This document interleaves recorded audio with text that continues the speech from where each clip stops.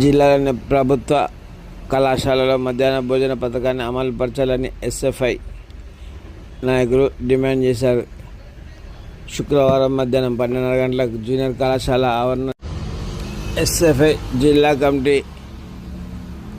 సభ్యులు నోమ్ల అజయ్ కుమార్ ఆధ్వర్యంలో ధర్నా నిర్వహించారు. ఈ సందర్భంగా నోమ్ల అజయ్ కుమార్ మాట్లాడుతూ జిల్లాలో ప్రభుత్వ కళాశాలలో మధ్యాహ్న భోజన పథకం అమలు చేయాలన్నారు. మధ్యాహ్న భోజన పథకం ఏర్పాటు చేస్తే బాగుంటుందని, విద్యార్థులు పొద్దున ఏం తినకుండా కళాశాలకు వస్తున్నారని, బస్సు లేట్ కావడం, ఇతర సమస్యలతో విద్యార్థులు టిఫిన్ బాక్స్ తెచ్చుకోకపోవడంతో ప్రతిరోజు ఆకలితో అలమటిస్తూ చదువుపై ధ్యాస ఉంచడం లేదన్నారు. కాబట్టి బస్సు లేట్ కావడం, ఆటోలు సమయానికి రాకపోవడం సమస్య, విద్యార్థులు టిఫిన్ బాక్స్ తెచ్చుకోవడం సాధ్యం కావడం లేదన్నారు. ప్రతిరోజు ఆకలితో అలమటిస్తూ చదువుపై ధ్యాస ఉంచడం లేదన్నారు.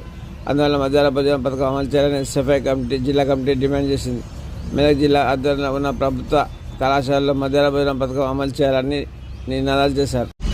ఈ ధర్నాలో ఎస్ఎఫ్ఐ నాయకులు నాని, సంతోష్, ప్రవీణ్, చరణ్, వరుణ్, గణేష్ తదితరులు పాల్గొన్నారు.